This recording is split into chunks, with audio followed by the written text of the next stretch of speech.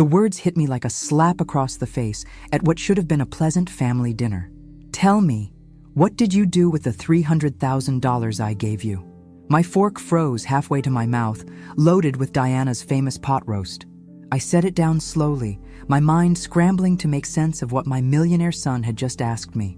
$300,000? What do you mean, Thomas?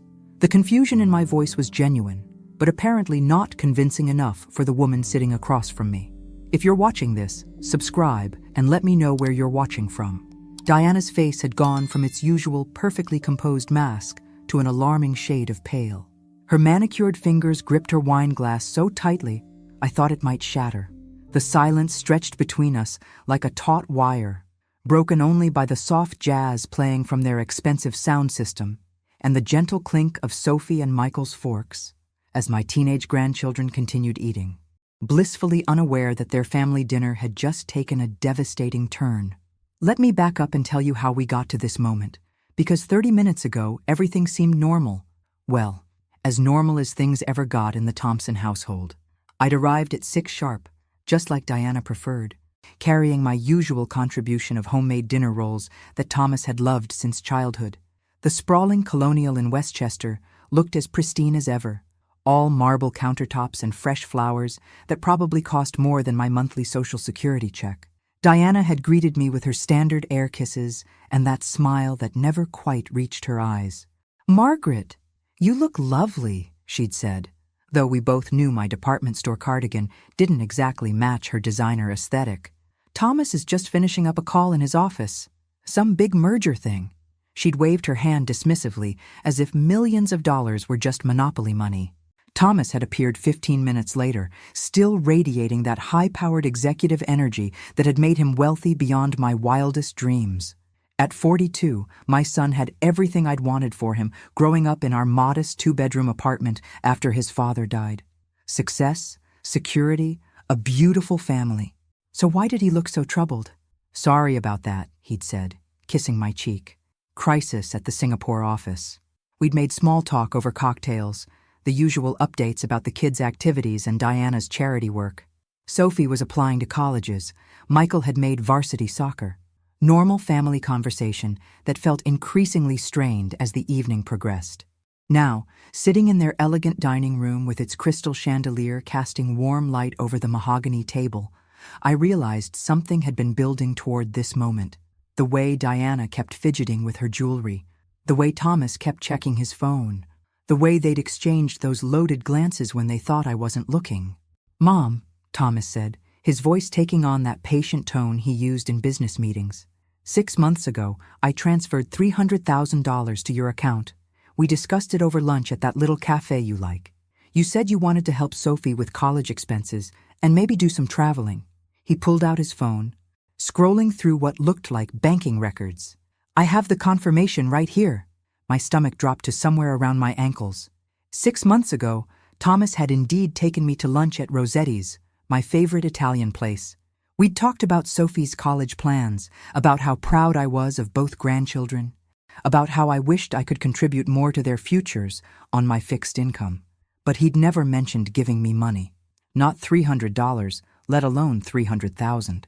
"Thomas, sweetheart," I said, trying to keep my voice steady. "I think there's been some mistake. You never gave me any money. And trust me, I would remember $300,000. I attempted a laugh, but it came out shaky and uncertain. Diana's wine glass slipped from her fingers, shattering against the marble floor in an explosion of crystal and red wine that looked disturbingly like blood. "Oh my God!" she gasped, diving down to clean up the mess with shaking hands. "I'm so sorry. I'm so clumsy tonight." Thomas stared at me with an expression I'd never seen before. Not anger exactly, but something colder, more calculating. "Mom, I need you to be very careful about what you say next. There are federal investigators looking into some irregularities in my business accounts. Money that was transferred but never reached its intended destinations." His voice dropped to barely above a whisper. "If you've done something with that money, if you've invested it or hidden it somewhere, you need to tell me right now before this gets worse." Federal investigators. The room started spinning slightly, and I gripped the edge of the table to steady myself. Thomas, I swear to you, I have never received any money from you. Check my bank statements. Look at my apartment. Do I look like someone who has $300,000 hidden somewhere? That's when we heard the sirens. Diana's face went from pale to ash gray as the sound grew closer, then stopped right outside. Thomas stood up so quickly his chair tipped backward. "They're early," he muttered, more to himself than to us. "Who's early?" I demanded. But I already knew the answer was about to walk through that front door. The doorbell rang, followed immediately by heavy knocking. "Mr. Thompson, FBI, we need to speak with you and your family." The FBI agents were exactly what you'd expect from a television show, except scarier because they were standing in my son's foyer, holding badges and wearing expressions that meant business. Agent Sarah Martinez was probably my age, but carried herself with the kind of authority that made everyone in the room shrink back slightly. Her partner, Agent James Chen, looked like he could bench press a small car.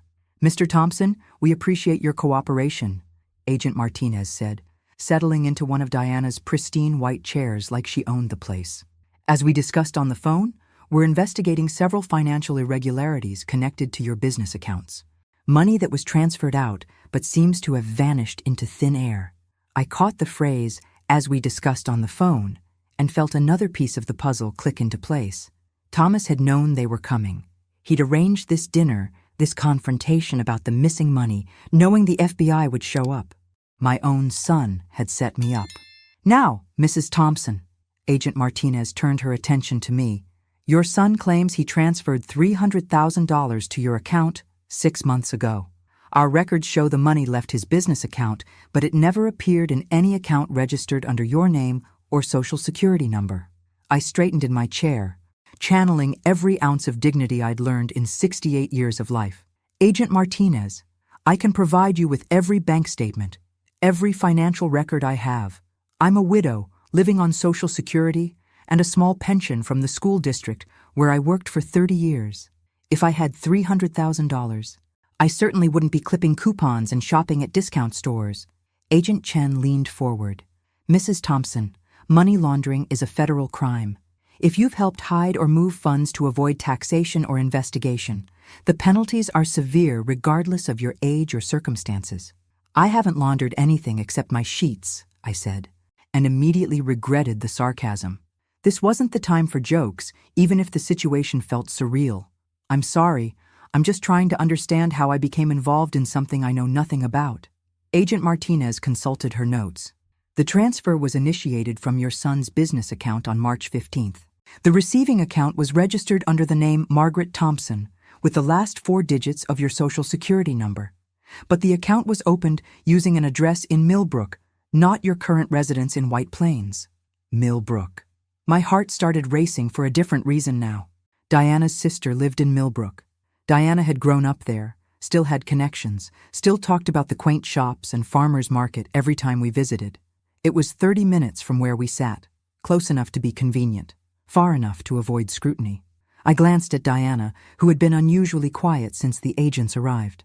She was sitting perfectly still, her hands folded in her lap, but I could see a small muscle ticking in her jaw, the same nervous tell she'd had since marrying Thomas 12 years ago, usually when the monthly credit card bills arrived. "Diana," I said slowly, watching her face carefully, "didn't you mention opening a savings account for the kids' future? Something about getting better interest rates at that small bank in Millbrook?" Thomas looked confused. "What savings account?" "Diana, we keep everything at First National." Diana's composure cracked just slightly. "I might have mentioned looking into options. Interest rates vary so much between banks." Her voice sounded strained, like she was forcing the words out. Agent Chen made a note. "Mrs. Diana Thompson, are you authorized to conduct financial business using your mother-in-law's personal information?" The question hung in the air like a sword about to drop. Diana opened her mouth, closed it, then opened it again. "I would never— that would be identity theft. Why would you even suggest such a thing?" But I was remembering things now. How Diana always insisted on handling the family's paperwork because she was more organized.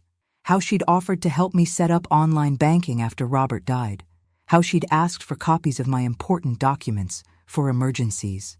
how she'd somehow known my social security number when the kids' school needed it for some Grandparents' Day registration.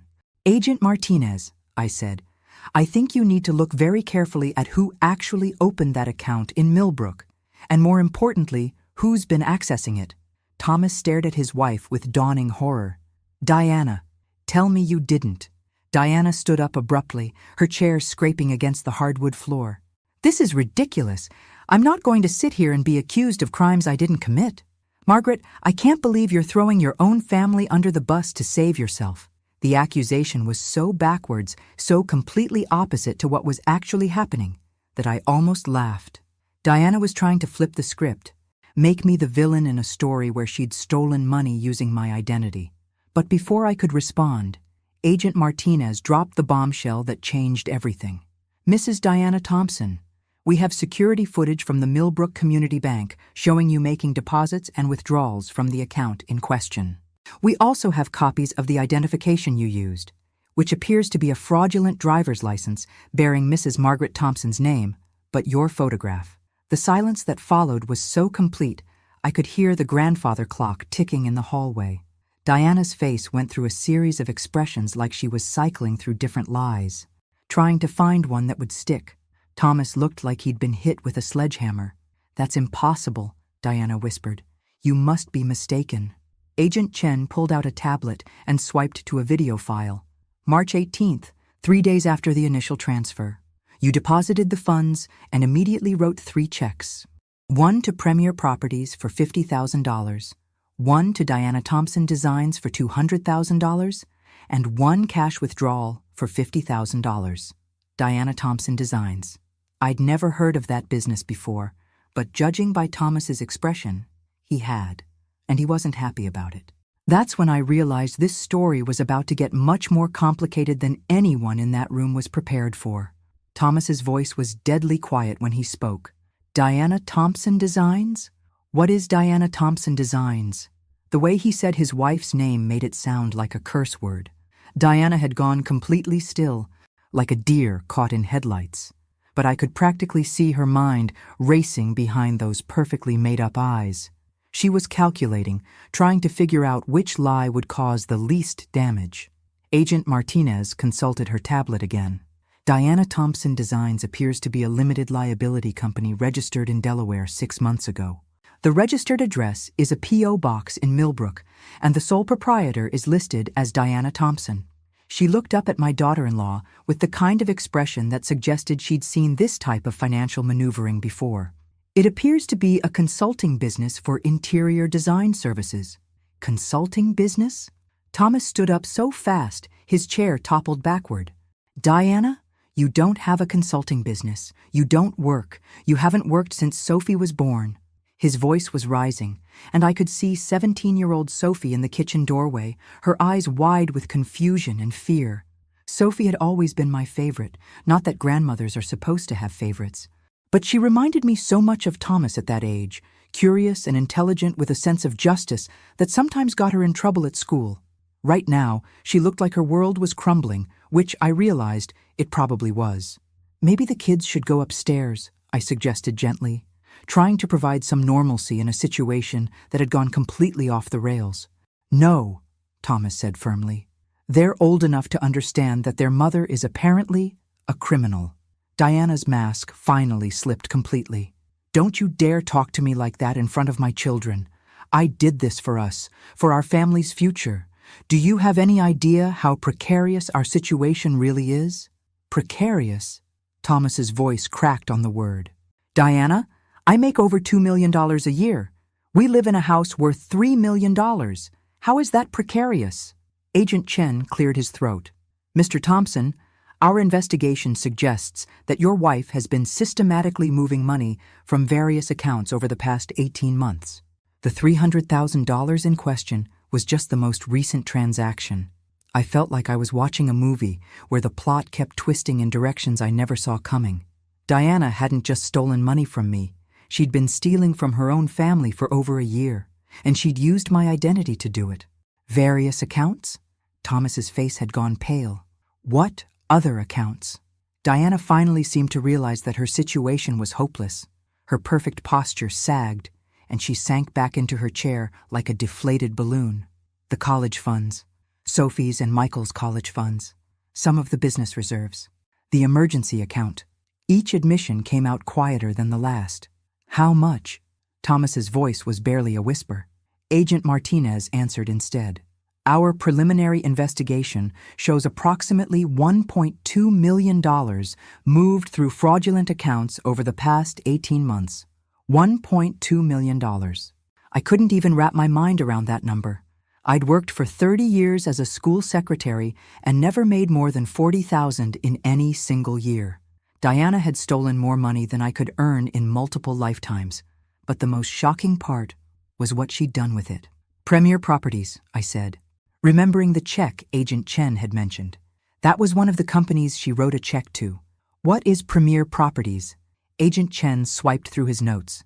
Premier Properties is a real estate investment company based in Miami. They specialize in luxury vacation rentals in the Florida Keys. Thomas stared at his wife with an expression I'd never seen before. Pure, undiluted betrayal. You bought property in Florida? With stolen money? It's not stolen. Diana's voice rose to nearly a shriek. It's our money, your money. I was investing it, growing it for our retirement. Those properties in the Keys are going to triple in value over the next 10 years. Using my mother's identity. Opening fraudulent accounts. Diana, this is federal fraud, not some risky investment strategy. I'd been quiet through most of this exchange, trying to process the magnitude of what Diana had done. She'd used my name, my social security number, my entire identity to create a financial house of cards that was now collapsing around all of us. But there was something else bothering me, something that didn't quite add up. Diana, I said, my voice cutting through their argument, how did you know the FBI was coming tonight? Everyone turned to look at me. Agent Martinez raised an eyebrow, clearly interested in my question. What do you mean? Diana asked, but I could see panic flickering in her eyes. Thomas said the agents were early. That means you knew they were coming. You arranged this dinner, this confrontation about the money, knowing that federal investigators would show up. You were trying to make me look guilty. The room went dead silent. Even Sophie, who was still hovering in the kitchen doorway, seemed to understand the significance of what I'd just said. Thomas looked from me to his wife, the pieces falling into place. Diana, did you know about the investigation? Diana's hands were shaking now, really shaking. I got a call from someone at the bank. They said there were questions about some accounts, that investigators might want to talk to us. I thought if we could just explain about the money, if we could show it was a family transaction. You were going to let me take the blame, I said, and it wasn't a question. You stole over $1 million using my identity, and you were going to sit there and let me go to federal prison for it. You don't understand! Diana was crying now, mascara running down her cheeks in dark streams. Thomas's business is struggling. The Singapore deal fell through, the merger collapsed, we're leveraged up to our eyeballs. I was trying to save us. Thomas went very, very still. What do you mean my business is struggling? Diana, what do you know about my business that I don't? That's when Agent Martinez stood up, and I knew we were about to learn that this rabbit hole went much deeper than any of us had imagined. Agent Martinez's expression shifted from professional interest to something much more serious. Mr. Thompson, are you saying you're not aware of the financial irregularities in your own company? Thomas looked genuinely confused, which should have been reassuring but somehow made everything feel more ominous. What irregularities? My CFO handles the day-to-day finances, but I review all major transactions. Everything's been normal. Your CFO? Agent Chen consulted his notes. That would be David Morrison? Yes, Dave's been with the company for 8 years. He's completely trustworthy. But even as Thomas said it, I could see doubt creeping into his expression. After discovering his wife's betrayal, his faith in people's trustworthiness had probably taken a serious hit. Agent Martinez pulled out another tablet. Mr. Morrison contacted our office 3 weeks ago. He's the one who reported the discrepancies in the company accounts. According to his statement, someone with high-level access has been systematically transferring funds from various business accounts into personal accounts for almost 2 years. The color drained from Thomas's face. That's impossible. Only 3 people have that level of access. Me, Dave, and... He stopped, staring at his wife with dawning horror. And Diana Thompson, Agent Chen finished, who was added as an authorized signatory on the business accounts 14 months ago. I watched my daughter-in-law's face cycle through surprise, panic, and finally a kind of desperate calculation. She was still looking for an angle, still trying to figure out how to manipulate the situation to her advantage. It was fascinating and terrifying to watch someone's true nature reveal itself in real time. Thomas needed help managing everything, Diana said, her voice taking on that honey-sweet tone she used when she was trying to get her way.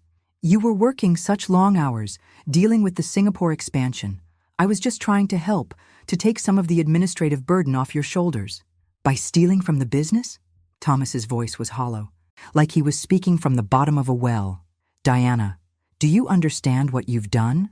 This isn't just fraud, it's embezzlement. You could go to prison for decades. Agent Martinez cleared her throat. Actually, given the amounts involved and the sophisticated nature of the fraud, we're looking at potential sentences of 20 to 30 years. Plus restitution, which based on our current calculations, could exceed $2 million. $2 million. I felt sick thinking about it.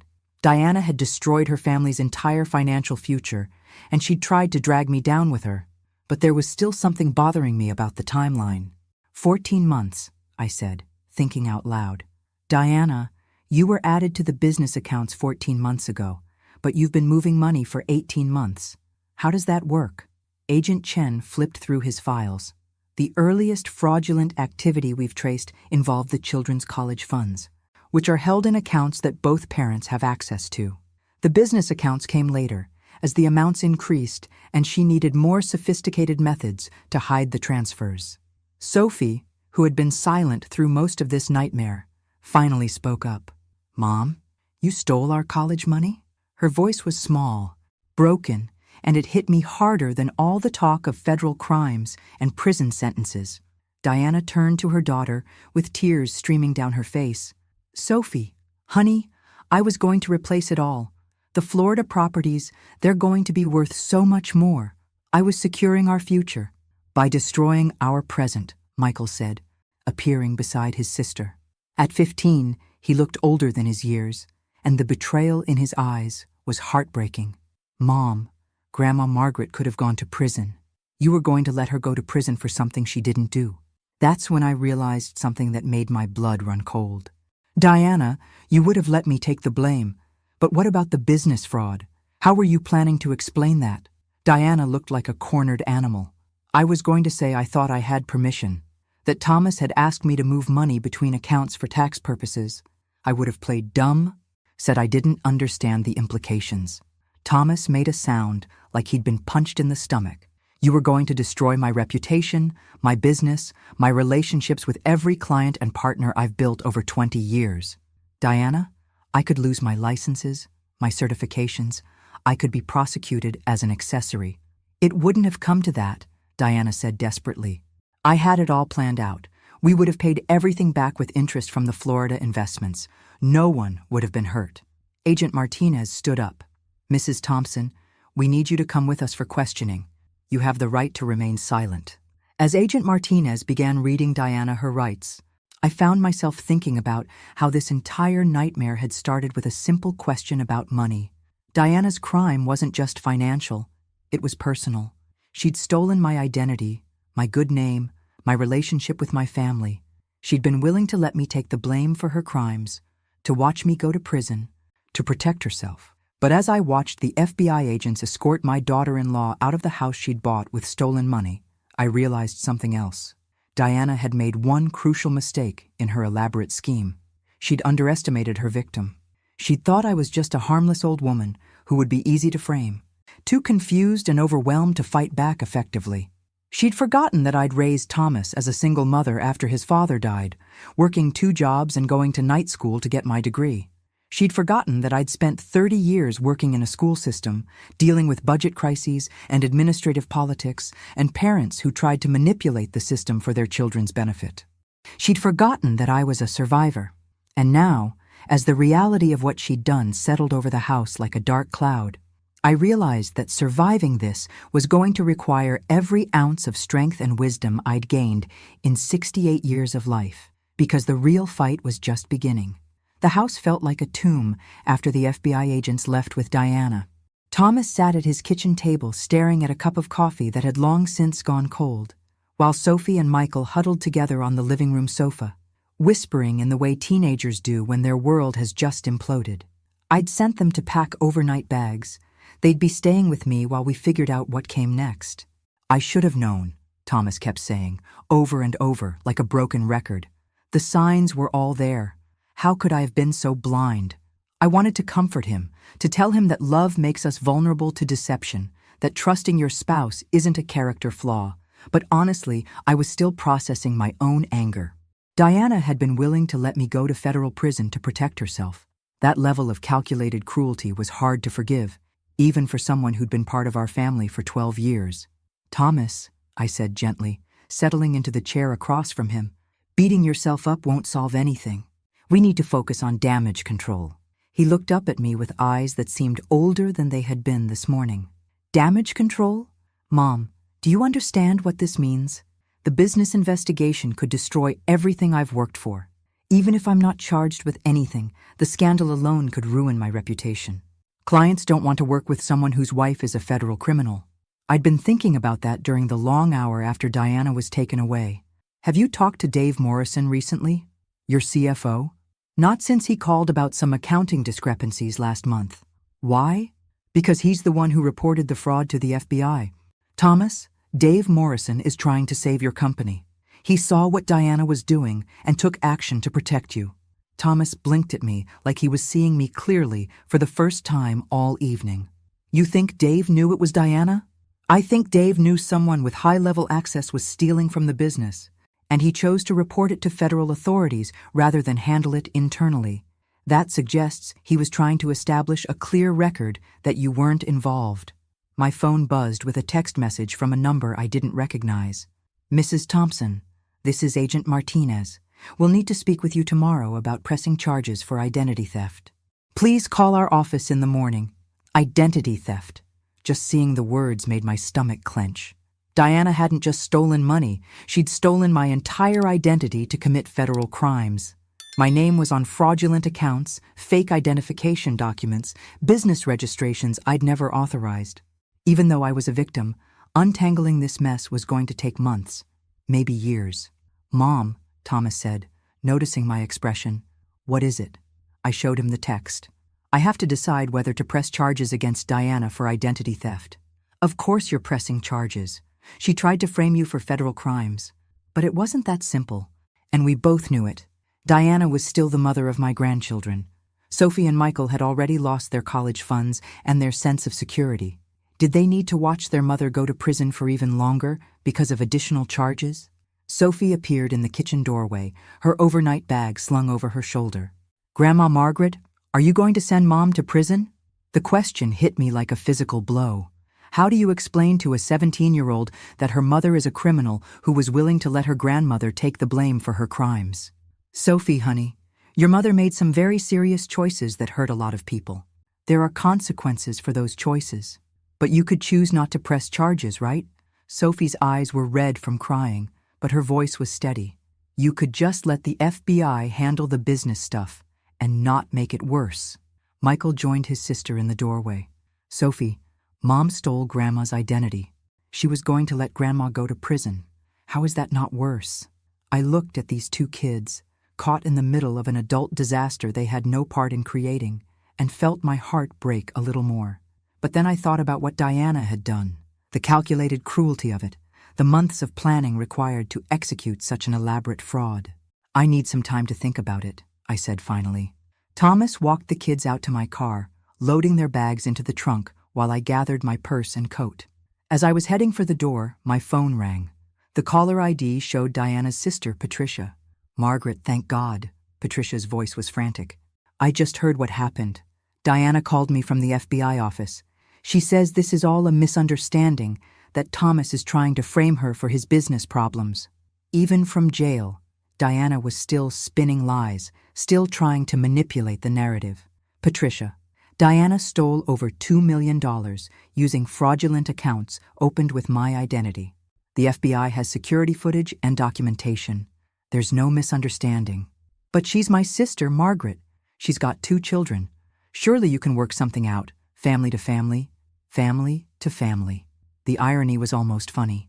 Diana had been willing to destroy our family to protect herself, but now I was supposed to show family loyalty to save her. Patricia, Diana made her choices. Now she has to live with the consequences. After I hung up, I stood in Thomas's foyer looking around at the house Diana had filled with expensive furniture and artwork, paid for with stolen money. Everything here was tainted now, built on a foundation of lies and theft. But as I walked to my car where Sophie and Michael were waiting, I realized something important. Diana's crimes had revealed something ugly about human nature, but they'd also revealed something beautiful. Thomas's business partner had risked his own career to report the fraud.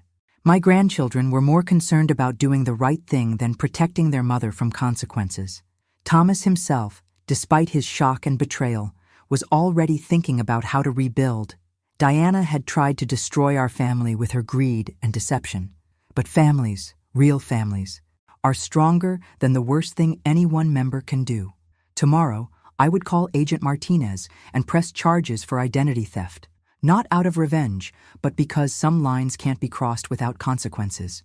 Because Sophie and Michael needed to see that actions have results, that justice matters, that their grandmother was strong enough to fight for what's right, even when it's painful. Diana had made the mistake of thinking I was weak, that I would be easy to victimize and discard. She was about to learn just how wrong she'd been. I woke up the next morning in my own apartment with Sophie asleep on my sofa and Michael camped out in sleeping bags on the floor. My small 2-bedroom place had never felt more like home than it did watching my grandchildren find comfort in my simple, honest space after the palace of lies they'd been living in. The coffee was brewing when my phone rang at 7:30. Thomas, sounding like he hadn't slept at all. "Mom, I've been up all night thinking about what Diana said. About the business being in trouble. I called Dave Morrison at home. We're meeting at 8 to go through everything." "That's smart, sweetheart. You need to know exactly what you're dealing with. There's something else. I've been thinking about what you said yesterday, about Diana planning this dinner, knowing the FBI was coming." "Mom, I think she's been planning this for a lot longer than we realized." I poured my coffee, settling into my kitchen chair with the phone pressed to my ear. "What do you mean? Remember last Christmas when she insisted on updating all our emergency contacts and beneficiary information? She said it was just good estate planning, making sure everything was current. But she had copies of your social security card, your birth certificate, all your personal documents. The memory hit me like ice water. Diana had been so helpful, so organized, making copies of everything for the family files. I'd been grateful for her efficiency. Instead, I'd been handing her everything she needed to steal my identity. Thomas, she was planning this for at least a year. This wasn't some desperate reaction to financial pressure. This was a long-term strategy. Jesus, Mom, who does that? Who plans to frame their own mother-in-law for federal crimes? Someone who saw me as disposable, I thought. Someone who viewed family relationships as tools to be used rather than bonds to be cherished. But I didn't say that to Thomas. He was hurt enough already. "Have you heard from her since yesterday?" "Her lawyer called this morning. She's been released on bond, staying with Patricia. The lawyer wants to set up a meeting to discuss resolution options." Resolution options. Even through lawyers, Diana was still trying to manipulate the situation, looking for ways to minimize consequences and shift blame. "Thomas, whatever her lawyer proposes, remember that Diana committed federal crimes using my identity. I'm not interested in resolution. I'm interested in justice." After we hung up, I sat in my kitchen listening to my grandchildren sleeping and thinking about the woman who had lived in our family for 12 years. I'd never loved Diana exactly, but I'd respected her as Thomas's choice, as the mother of my grandchildren. I'd tried to build a relationship with her, to be the kind of mother-in-law who was helpful without being intrusive. Looking back now, I could see that Diana had never wanted a relationship with me. She'd wanted access, information, documents, and opportunities. Every kindness I'd extended, every document I'd shared, every piece of personal information I'd given her, she'd cataloged and saved for potential use. My phone rang again. Agent Martinez. Mrs. Thompson, I hope you're prepared for what comes next. Diana Thompson's attorney is claiming that you were aware of the financial arrangements, that you gave permission for the accounts to be opened in your name. I'd been expecting this. Agent Martinez, I have 30 years of financial records showing a modest income and careful budgeting. I have witnesses who can testify to my character and my shock when I learned about the money. And I have documentation showing that Diana systematically collected my personal information over months. That's good. We'll need all of that. But I want you to understand that this is going to be a long process. Diana's crimes were sophisticated and extensive. The investigation alone could take 6 months. 6 months of having my life scrutinized, my finances examined, my reputation questioned. 6 months of court dates and depositions and legal proceedings. 6 months of watching my grandchildren deal with having a mother in federal prison. But as I hung up the phone, I realized I was ready for the fight. Diana had made the mistake of thinking I was weak, that I would crumble under pressure, that I would choose family peace over justice. She'd forgotten that I'd raised Thomas alone after his father died. She'd forgotten that I'd worked 2 jobs while getting my degree, that I'd navigated school board politics and administrative bureaucracy for 30 years. She'd forgotten that I'd survived being widowed at 63 and rebuilt my life from nothing. Diana had tried to make me a victim. Instead, she'd awakened something in me that had been sleeping for too long. She'd reminded me that I was a fighter. My phone buzzed with a text from Thomas. Dave says the business can be saved. Most of the stolen money can be recovered from the Florida properties. We're going to be okay. We were going to be okay. Not because Diana had shown us mercy, but because good people had made hard choices to do the right thing. Dave Morrison had reported the fraud. Thomas was facing the truth about his marriage. Sophie and Michael were choosing justice over convenience, and I was choosing to fight back against someone who had tried to destroy my life. Diana Thompson was about to learn that she'd picked the wrong grandmother to mess with. 3 months into the federal investigation, I thought we'd learned everything there was to know about Diana's crimes. I was wrong. Agent Martinez called me on a Tuesday morning with news that made my blood run cold all over again. Mrs. Thompson, we need you to come in immediately. We've discovered evidence that suggests Diana's criminal network is much larger than we initially understood. 20 minutes later, I was sitting in the FBI field office staring at surveillance photographs that showed Diana meeting with people I'd never seen before.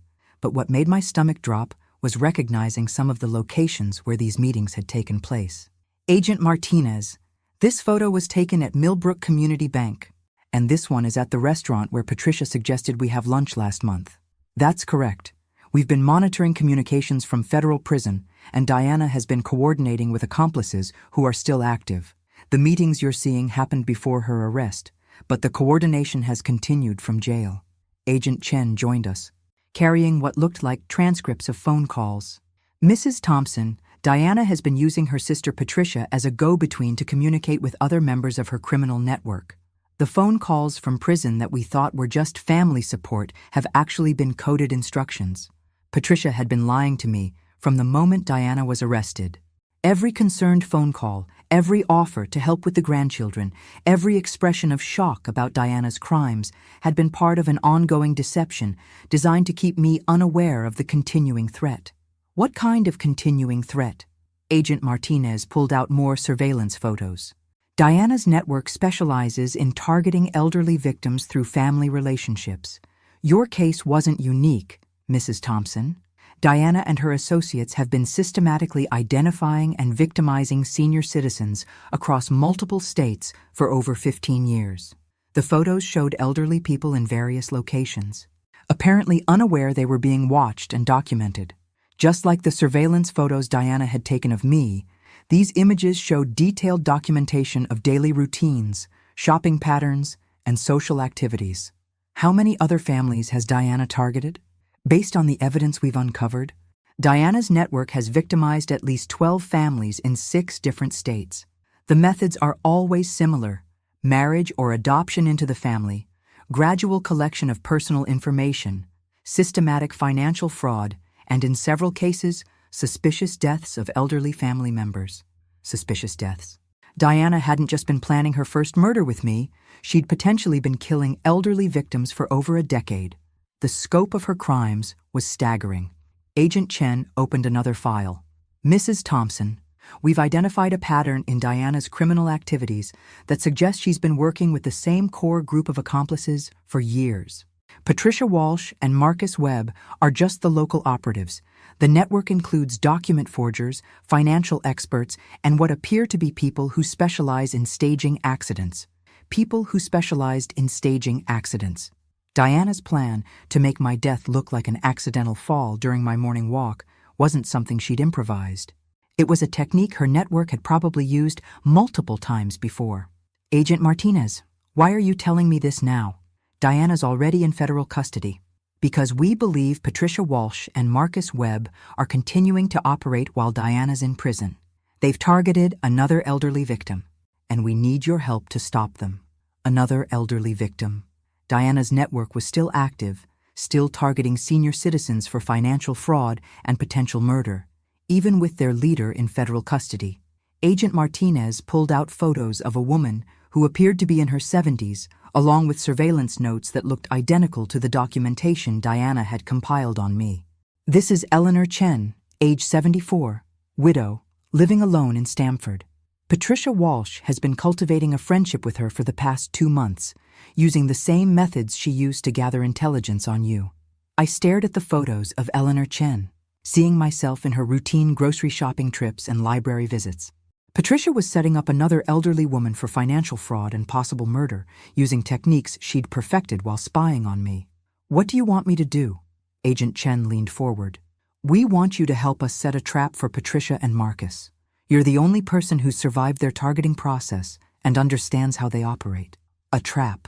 The FBI wanted me to help catch Diana's accomplices by using my experience as their intended victim. The idea was both terrifying and oddly satisfying. How would that work? Agent Martinez explained their plan. We want you to contact Patricia and tell her you're having second thoughts about testifying against Diana. Suggest that you're feeling guilty about breaking up the family and that you might be willing to change your testimony. Patricia will never believe I'd helped Diana after learning about the murder plot. Actually, we think she will. Patricia doesn't know that we've discovered the full extent of the conspiracy. She thinks Diana was caught for simple financial fraud, not murder planning. If you approach this as family reconciliation rather than criminal cooperation, Patricia might believe you're genuinely conflicted. The plan made sense, but it also meant putting myself back in contact with people who'd been planning to kill me. The thought of sitting across from Patricia, knowing she'd been paid to spy on me for 18 months, made my skin crawl. Mrs. Thompson, Agent Chen said, we understand this is a lot to ask, but Eleanor Chen is in immediate danger, and you might be the only person who can help us save her life. Eleanor Chen, who probably had no idea she was being stalked and targeted by professional criminals. Just like I'd had no idea for 2 years that Diana was documenting my every move and planning my murder. Agent Martinez, if I do this, what protection do I have? If Patricia realizes I'm working with the FBI, won't she warn the others? We'll have surveillance teams monitoring all your interactions with Patricia. The moment we detect any threat to your safety, we'll intervene. But Mrs. Thompson, Patricia believes you're just a confused elderly woman who got caught up in family drama. She doesn't see you as a threat. Patricia's underestimation of me might be the key to catching her. She'd spent months thinking of me as a vulnerable target rather than a capable adversary. That assumption could be her downfall. All right, I said finally. What do I need to do? Agent Martinez smiled grimly. You need to convince Patricia that you want to help Diana, while secretly helping us gather evidence to stop her entire criminal network. As I left the FBI office, I realized I was about to become a double agent in a war I'd never asked to join. But Eleanor Chen deserved the same protection that Dave Morrison had provided for my family, and I was the only person positioned to provide it. Diana had made the mistake of thinking I was weak and expendable. Patricia was about to make the same mistake. They were both about to learn that this grandmother had more fight in her than they'd ever imagined. The phone call to Patricia felt like stepping back into a nightmare I thought was over. But as I dialed her number, I reminded myself that this wasn't about me anymore. It was about saving Eleanor Chen from the same fate Diana had planned for me. "Margaret, I'm so surprised to hear from you." Patricia's voice was warm and concerned, exactly the tone she'd used when she was spying on me for Diana. "How are you holding up with everything that's happened?" "Actually, Patricia, that's why I'm calling. I've been doing a lot of thinking about Diana and the family, and I'm wondering if maybe I've been too harsh." There was a pause on the other end of the line. "What do you mean, too harsh?" I took a deep breath, channeling the confused and guilt-ridden grandmother that Patricia expected me to be. "Well, Diana is still the mother of my grandchildren, and she's your sister. Maybe there was some misunderstanding about the financial arrangements, and I've blown this all out of proportion." "Margaret, are you saying you think Diana might be innocent?" "I'm saying that maybe Thomas and I didn't communicate clearly about family finances, and Diana got caught in the middle. She was probably just trying to help, and now she's in federal prison because of my testimony." Patricia's voice got more animated, more hopeful. "Margaret, I've been thinking the same thing. Diana would never intentionally hurt family. There has to be some explanation for what happened that makes sense." I could practically hear Patricia calculating in the background, figuring out how to use my apparent change of heart to help Diana's legal defense.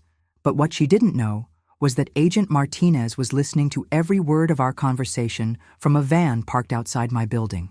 "Patricia, do you think there's any way I could help Diana? Maybe if I talked to her lawyer, explained that I might have been mistaken about some things." "Oh, Margaret, that would mean so much to Diana and the children. I know she's been heartbroken thinking you believe she's a criminal." The conversation continued for another 20 minutes, with Patricia eagerly encouraging my apparent reconciliation with Diana while subtly probing for information about what I might be willing to change in my testimony. By the end of the call, we'd arranged to meet for lunch the next day to discuss how I could help with Diana's defense. After I hung up, Agent Martinez called me immediately. "Mrs. Thompson, that was perfect. Patricia took the bait completely. She's already made 3 phone calls since your conversation ended, presumably coordinating with other members of the network." "Who has she been calling?" "One call was to Marcus Webb, one was to a number we haven't identified yet, and the third was to Diana in federal prison. We're monitoring all of those communications, so we'll know if they suspect this is a setup." The next day, I met Patricia at a small cafe in White Plains, the same type of quiet location where she'd originally lured me when pretending to be concerned about Diana's threats. But this time, I was wearing a wire and had federal agents positioned throughout the restaurant. Patricia looked exactly like she had during our previous meetings, concerned and sympathetic, playing the role of the worried sister perfectly. "Margaret, I can't tell you how much it means to Diana to know you're reconsidering everything. I just keep thinking about Sophie and Michael," I said, sticking to my script. "They've already lost their mother to prison. If I can help reduce her sentence by clarifying some things, shouldn't I do that?" Patricia nodded enthusiastically. "Exactly. And Margaret, between you and me, I think Diana's lawyer believes the charges can be reduced significantly if you're willing to testify that there was family agreement about the financial arrangements." "What do you mean? Family agreement?" Patricia leaned forward conspiratorially. "Well, if you were to say that Thomas had discussed moving money through different accounts for tax purposes, and that Diana was just following family instructions rather than acting on her own, that would change everything." Patricia was coaching me to commit perjury to help Diana's defense. But more importantly, she was revealing that Diana's legal strategy involved lying about family authorization for her crimes. "Patricia, I want to help, but I'm not sure I understand all the financial details well enough to know what to say." "Don't worry about that. Diana's lawyer can prep you on exactly what testimony would be most helpful. The important thing is showing that Diana was acting as part of the family rather than against it." For the next hour, Patricia walked me through various scenarios where my testimony could be modified to help Diana's defense. She never directly asked me to lie, but every suggestion involved changing my account of events in ways that would create reasonable doubt about Diana's criminal intent. What Patricia didn't realize was that every word of our conversation was being recorded by federal agents, creating evidence of witness tampering and obstruction of justice. "Margaret, there's one more thing," Patricia said as we were finishing lunch. "Diana wanted me to ask you about your daily routine now that this whole situation has settled down. She's worried about you, wondering if you're taking proper care of yourself. The question made my blood run cold. Patricia was asking about my current routine the same way she'd been gathering intelligence before Diana's arrest. The criminal network was still monitoring me, still potentially viewing me as a target. My routine is pretty much the same as always, I said carefully. Morning walks, grocery shopping on Tuesdays, library volunteer work on Thursdays. Patricia nodded, and I could see her mentally cataloging the information. That's good, Margaret. Maintaining routine is important for mental health at our age. After we parted ways, I sat in my car for several minutes, trying to process what had just happened. Patricia had attempted to coach me into committing perjury, revealed Diana's legal defense strategy, and continued gathering intelligence about my daily activities.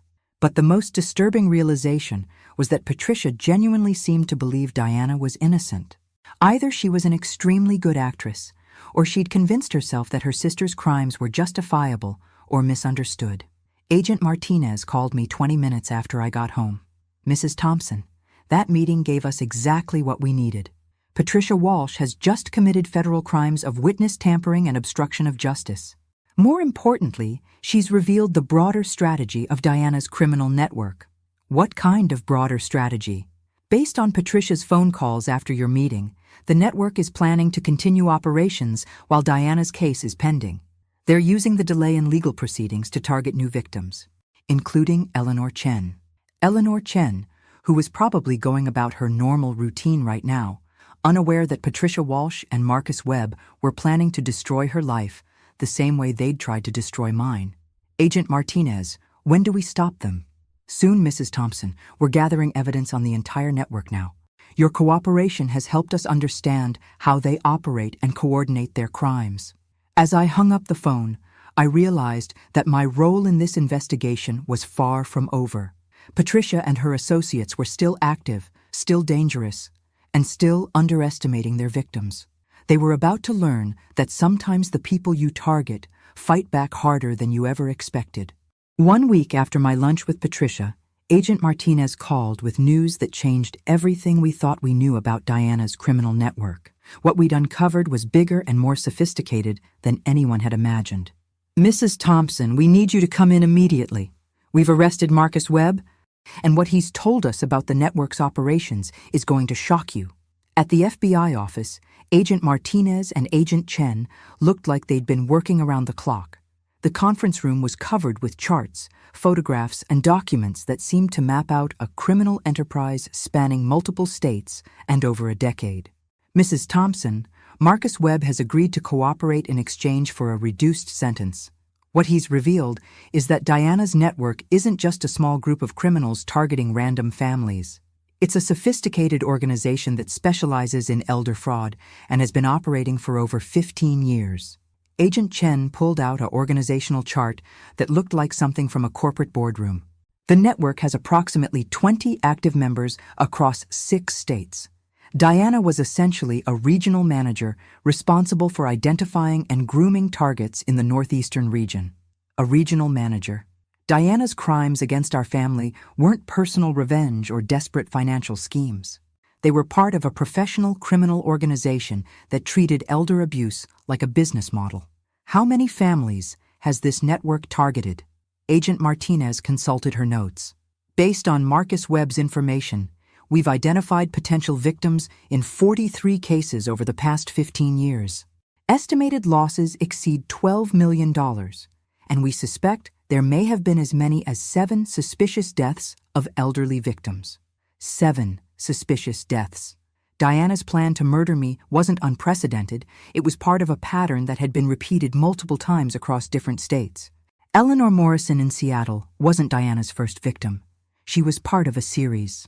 Agent Martinez, how does such a large criminal network operate without being detected? Agent Chen answered. The network specializes in targeting isolated elderly victims and uses sophisticated methods to make the crimes look like family financial arrangements or natural deaths. They move between states frequently and use false identities, making it difficult for local law enforcement to identify patterns. The FBI showed me photographs of other network members, people who looked like normal middle-aged adults you might encounter in any suburban community. The ordinariness of their appearances was chilling, making me realize how easy it would be for such criminals to blend into family situations. Mrs. Thompson, based on Marcus Webb's information, we now understand why Diana kept such detailed records of her crimes. She wasn't just documenting her activities for personal reference. She was reporting to network leadership and sharing techniques with other regional managers.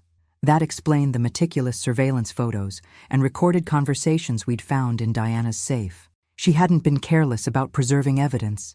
She'd been required to document her methods as part of the network's operational procedures. Agent Martinez, where does Patricia fit into this organization? Patricia Walsh has been a paid operative of the network for over 5 years. She specializes in befriending elderly targets and gathering intelligence about their financial situations and family relationships. Her role in your case wasn't unique. She's done the same thing to multiple families. 5 years. Patricia's friendship with Diana hadn't been sisterly loyalty. It had been a professional criminal relationship that predated Diana's marriage to Thomas. Everything about Patricia's involvement in our family had been calculated and false. Agent Chen showed me surveillance footage from other states, showing Patricia befriending elderly women in different communities. The techniques were identical to what she'd used with me, gradually increasing contact, asking detailed questions about daily routines and health, expressing concern about family financial management. How many other victims has Patricia helped target? Based on the evidence we've recovered, Patricia has been involved in at least 8 cases across 4 states. Her specialty is building trust relationships with elderly women who live alone. I thought about all the times Patricia had called to check on me over the past 2 years, how she'd gradually increased the frequency of contact and started asking more personal questions about my relationship with Thomas and my financial situation. Every conversation had been a professional intelligence gathering operation. Agent Martinez pulled out more documents. Mrs. Thompson, there's something else you need to know about this network. They don't just target random elderly people. They specifically research families with significant assets and identify the most vulnerable members. What do you mean? Your family was targeted because Thomas's business success made you a high-value victim, but also because your status as a widow living alone made you seem like an easy target. The network researches potential victims for months before making contact. Thomas's wealth had painted a target on our entire family, but my perceived vulnerability had made me the specific focus of their criminal plan. Diana's marriage to Thomas hadn't been romance or even simple revenge. It had been a professional assignment from a criminal organization. Agent Chen, is Eleanor Chen safe now that Marcus Webb has been arrested? Eleanor Chen is in protective custody, and we've disrupted the immediate threat to her safety. But Mrs. Thompson, we need your help to gather evidence against the remaining network members. More undercover work. The FBI wanted me to continue my role as a supposed ally of Diana's legal defense while secretly helping gather evidence against her criminal associates. What do you need me to do? Agent Martinez explained their plan. We want you to maintain contact with Patricia while she's out on bail, letting her believe you're still willing to help Diana's defense. Based on Marcus Webb's information, Patricia will likely try to introduce you to other network members who can help coordinate your testimony. The plan would put me in direct contact with professional criminals who specialized in murdering elderly people. The risk was significant, but so was the opportunity to prevent future victims from experiencing what had happened to me. Agent Martinez, if I do this, what guarantees do I have for my safety? We'll have surveillance teams monitoring all your interactions and will intervene at the first sign of any threat. But Mrs. Thompson, these people still see you as a confused elderly victim rather than a federal informant. That misconception is your best protection. As I left the FBI office, I realized that Diana's attempt to make me a victim had actually revealed my strength and resourcefulness. Instead of being destroyed by her crimes, I'd become instrumental in stopping a criminal network that had been victimizing families for over a decade. Patricia and her associates had made the fatal mistake of underestimating their intended victim. They were about to learn that some grandmothers fight back harder than they ever imagined possible. 2 weeks after Marcus Webb's arrest, Patricia contacted me with an urgent request that made my blood run cold. She wanted me to meet with someone she described as Diana's specialist attorney, but the location and timing she suggested immediately raised red flags. Margaret, this lawyer has experience with federal fraud cases involving family financial arrangements. He thinks he can get Diana's charges significantly reduced if you're willing to clarify your testimony. The meeting was scheduled for evening at a small office building in a relatively isolated part of Stamford. Agent Martinez had briefed me that legitimate attorneys don't typically meet potential witnesses in unmarked buildings after business hours. "Mrs. Thompson," Agent Martinez said as she fitted me with recording equipment, "we believe Patricia is leading you into a situation where network members plan to either intimidate you or eliminate you as a threat to their operations." Eliminate you. Even though I'd volunteered for this undercover work, hearing those words out loud made the danger feel suddenly real. These weren't desperate criminals acting impulsively. They were professionals who'd killed before when witnesses threatened their organization. "Agent Martinez, are you certain you can protect me if something goes wrong? We have surveillance teams positioned around the building and agents ready to intervene immediately. But Mrs. Thompson, if at any point you feel unsafe, use the code phrase we practiced and we'll extract you immediately." The code phrase was, "I need to call Thomas about the grandchildren." Simple enough to remember, innocuous enough not to arouse suspicion, clear enough for the surveillance team to recognize as an emergency signal. I arrived at the office building exactly on time, noting the FBI surveillance vehicles positioned discreetly around the area. Patricia was waiting in the lobby, looking more nervous than I'd ever seen her. "Margaret, thank you so much for doing this. Diana's future depends on getting accurate testimony about the family financial arrangements." Patricia led me to a small office on the third floor where two men were waiting. Neither of them looked like attorneys.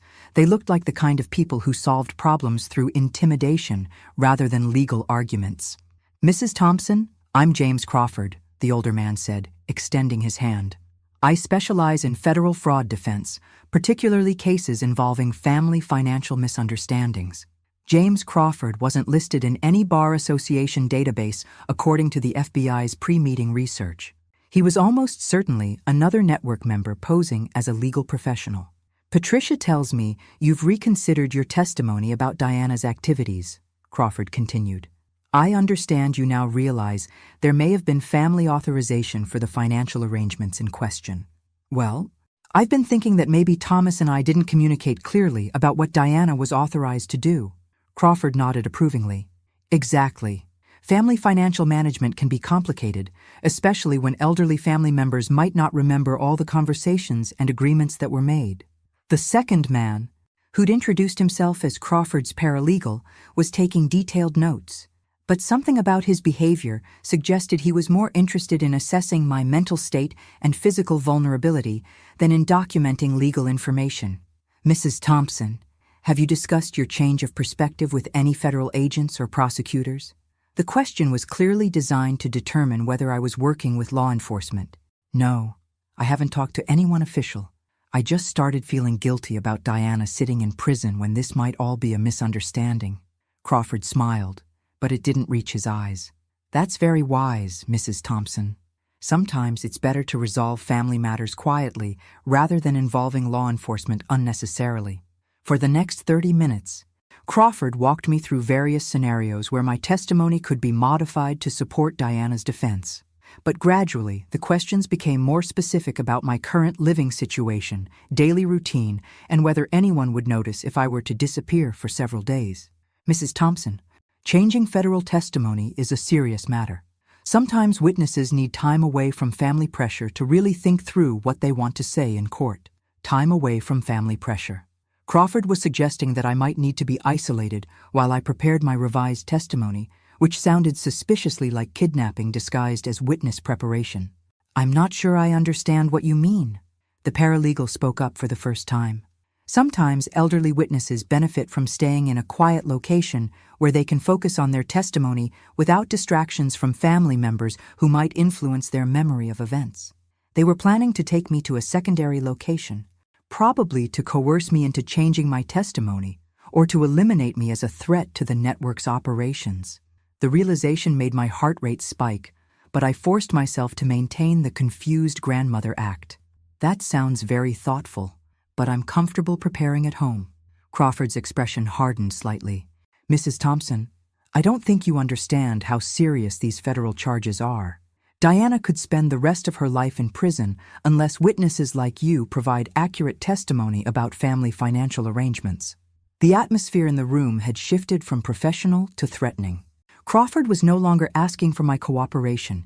He was demanding it in ways that suggested consequences for refusal. Mr. Crawford, I want to help Diana, but I'm not comfortable going anywhere else to prepare my testimony. The paralegal stood up and moved to a position that blocked my path to the door. Mrs. Thompson, we really think you should consider our suggestion about taking some time to prepare properly. They were no longer asking. They were preparing to force me to leave with them. It was time to use the emergency signal. I'm sorry, but I need to call Thomas about the grandchildren. Sophie has a school event tomorrow that I promised to attend.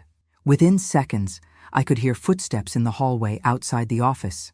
Agent Martinez and her team had been monitoring the conversation and recognized the code phrase immediately. The office door burst open as federal agents entered with weapons drawn. FBI! Nobody move! Crawford and his paralegal were on the ground in handcuffs before I fully processed what was happening.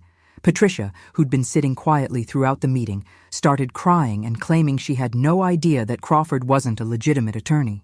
But as Agent Martinez would explain to me later, Patricia's phone records showed extensive communications with both men over the past month.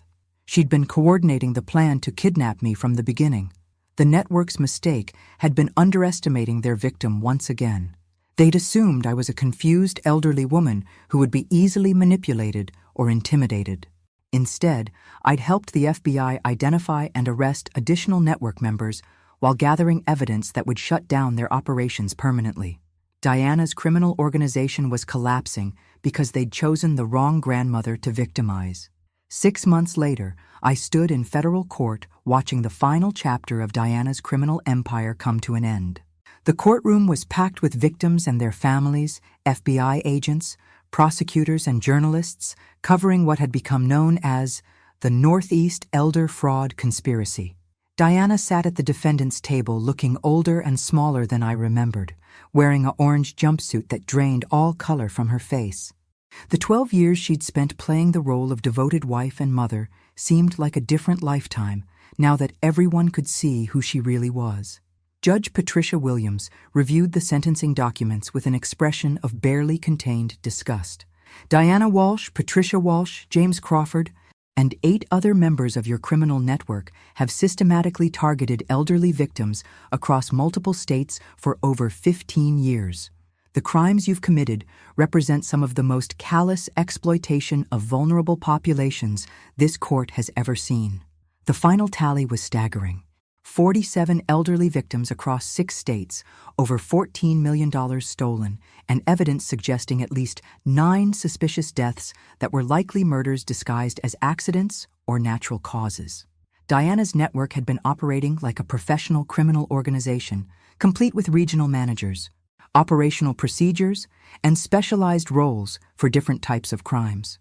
Diana Walsh, the court sentences you to life in prison without the possibility of parole for your role as a leader in this criminal conspiracy.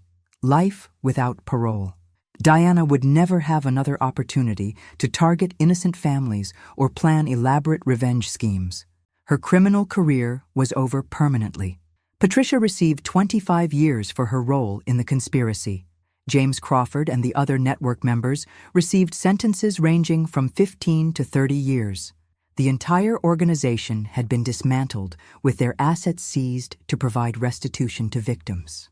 But the most satisfying moment came when Dave Morrison took the witness stand to provide victim impact testimony about his family's experience with Diana's crimes. Your Honor, Diana Walsh didn't just steal money from my family 15 years ago. She destroyed my brother's marriage, drove my mother to an early death, and shattered our family's sense of trust and security. But her greatest mistake was targeting the Thompson family, because Margaret Thompson fought back in ways that Diana never expected. Dave looked directly at me in the courtroom gallery. Mrs. Thompson's courage in cooperating with federal investigators not only protected her own family, but helped solve crimes that had gone unsolved for over a decade. Because of her willingness to fight back, my mother's death has finally been properly investigated and ruled a homicide. Eleanor Morrison's death had been reclassified as murder based on evidence uncovered during the network investigation. Diana hadn't confessed to killing Dave's mother, but forensic evidence and witness testimony had proven that Eleanor's supposed heart attack had been caused by poisoning. Dave Morrison finally had justice for his family's destruction and closure about his mother's true cause of death. As the court session ended and Diana was led away in shackles, I found myself thinking about strength and resilience. Diana had spent 12 years thinking she was manipulating a vulnerable elderly woman who would be easy to victimize and discard.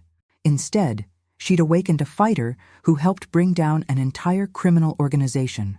Mrs. Thompson, Agent Martinez approached me as we left the courthouse. I wanted you to know that the FBI has received information about similar criminal networks operating in other regions. Your testimony and cooperation in this case has provided a blueprint for investigating elder fraud conspiracies nationwide. My experience as Diana's intended victim had become a resource for protecting other families from similar crimes. The strength I'd discovered in fighting back against Diana was now helping elderly people across the country who were facing the same types of threats. Thomas and the grandchildren were waiting for me outside the courthouse. Sophie, now in her first year of college, hugged me tightly. "Grandma Margaret, I'm so proud of you for fighting back against Mom. You showed me what real courage looks like. Real courage." For most of my 68 years, I'd thought courage was about enduring difficulties quietly and maintaining family harmony at personal cost. Diana's crimes had taught me that sometimes courage means fighting back against people who hurt you, even when those people are family. Sophie, the most important thing I learned is that being family doesn't mean accepting abuse or criminal behavior. Real love sometimes requires holding people accountable for their actions. Michael, now 17 and preparing for his senior year, had grown up significantly during the months of legal proceedings. "Grandma, do you think Mom can ever change and become a better person?" It was a question I'd wrestled with throughout the investigation and trial. Diana had committed terrible crimes, but she was still their mother, and they deserved an honest answer about whether redemption was possible. "Michael, I think your mother is capable of understanding right from wrong, but she chooses to do wrong when it benefits her. That's not something that changes easily, especially after so many years of hurting people." As we walked toward our cars, I realized that Diana's story was finally over, but our family's story of recovery and healing was just beginning. Thomas was rebuilding his business with Dave Morrison, creating something clean and honest that couldn't be corrupted by criminal associates. Sophie and Michael were learning that integrity matters more than financial success, and that standing up for what's right is more important than maintaining family loyalty to people who don't deserve it. But the most important lesson was one I'd learned about myself. At 68 years old, I'd discovered that I was stronger, braver, and more resilient than I'd ever imagined possible. Diana Walsh had tried to make me a victim. Instead, she'd created an adversary who helped destroy her entire criminal empire. 6 months later, I received a letter from Eleanor Chen, the elderly woman whose life had been saved by our investigation of Diana's network. She'd written to thank me for preventing her from becoming another victim of the criminal organization. "Mrs. Thompson, I'll never know how close I came to losing everything I've worked for my entire life. Your courage in fighting back against these criminals saved not just your own family, but mine as well." Eleanor's letter reminded me that the consequences of Diana's crimes extended far beyond our family. By fighting back instead of accepting victimization, I'd helped protect other families from experiencing the same trauma. That knowledge was worth more than all the money Diana had ever stolen, and more satisfying than any revenge could have been. Diana had underestimated her victim, and it had cost her everything. Some grandmothers, it turns out, are not as harmless as they appear. Thanks for listening. Don't forget to subscribe and feel free to share your story in the comments. Your voice matters.